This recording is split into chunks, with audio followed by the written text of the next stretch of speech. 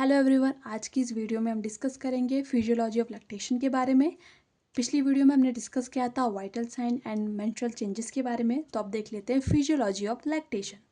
तो इसमें 4 स्टेज होती है। फर्स्ट मैमोजेनेसिस, लैक्टोजेनेसिस, गैलेक्टोकाइनेसिस और गैलेक्टोपोइसिस। मैमोजेनेसिस में जो हार्मोन रिस्पॉन्सिबल होता है वो एस्ट्रोजन एंड प्रोजेस्टेरॉन होता है। लैक्टोजेनेसिस में प्रोलैक्टिन रिस्पॉन्सिबल होता है। गैलेक्टोकाइनेसिस में ऑक्सीटोसिन रिस्पॉन्सिबल होता है और गैलेक्टोपोइसिस में प्रोलैक्टिन। ठीक है, तो ये हार्मोन है जो कि हर एक स्टेज में रिस्पॉन्सिबल है। ठीक है, तो सबसे पहले देख लेते हैं मैमोजेनेसिस। मैमोजेनेसिस में क्या होता है, तो enlargement of breast buds due to estrogen and progesterone. तो मैमोजेनेसिस मतलब होता है जो ब्रेस्ट बर्ड्स होते हैं उनका एनलार्जमेंट होना, जो कि एस्ट्रोजन और प्रोजेस्टेरॉन की वजह से देखने को मिलता है।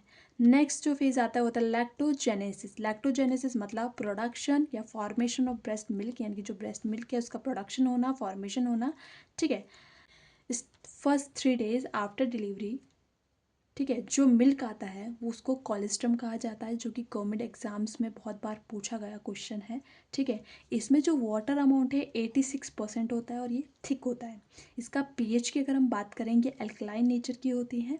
ठीक, next immunity IgA rather than IgG, यानी कि इसमें ये क्वेश्चन भी पूछा जाता है कि ब्रेस्ट मिल्क में कौन सा इम्यूनोग्लोबिन प्रेजेंट होता है, तो वो IgA होता है। IgG भी होता है बट कम अमाउंट में होता है। IgA is a high amount. ठीक है, तो ये गवर्नमेंट एग्जाम्स में पूछा जाता है। तो कोलेस्ट्रम, ठीक है, कि स्टार्टिंग में फर्स्ट जो मिल्क आता है वो कौन सा होता है, तो उसे कोलेस्ट्रम कहा जाता है। और दूसरा पूछा जाता है कि कौन सी इम्यूनिटी प्रेजेंट होती है, कि कौन सी इम्यूनोग्लोबिन प्रेजेंट होती है, तो IgA। High amount of protein 8 ग्राम, यानी कि जो कोलेस्ट्रम होता है इसमें हाई अमाउंट ऑफ प्रोटीन होता है, 8 ग्राम प्रोटीन होता है, साथ साथ में सोडियम और क्लोरीन भी प्रेजेंट होते हैं। आफ्टर 3 डेज ट्रांजिशनल मिल्क देखने को मिलता है, जिसका में वाटर का जो अमाउंट होता है थिन, ये थिन होता है और 87 से 88% यहाँ पे वाटर देखने को मिलता है। High amount of fat and carbohydrate, तो इसमें जो होता है इसमें फैट और कार्बोहाइड्रेट का जो अमाउंट है वो ज़्यादा होता है। जो आफ्टर 3 डेज में जो मिल्क आता है, यानी कि जो ट्रांजिशनल मिल्क है इसमें फैट और कार्बोहाइड्रेट का जो अमाउंट है वो हाई होता है। आफ्टर 10 से 12 डेज मेच्योर मिल्क यहाँ पे देखने को मिलता है। अब ये जो मेच्योर मिल्क है ये भी 2 मिल्क में डिवाइड है, fore milk, hind milk. Fore milk satisfy to thirst, तो ये जो बच्चे की जो है प्यास को उसको बुझाने का काम करता है, सेटिस्फाई करता है। और जो हिंड मिल्क होता है वो सेटिस्फाई टू हंगर, यानी कि जो उसकी भूख होती है उसको सेटिस्फाई करता है। तो ये था हमारा टाइप ऑफ मिल्क।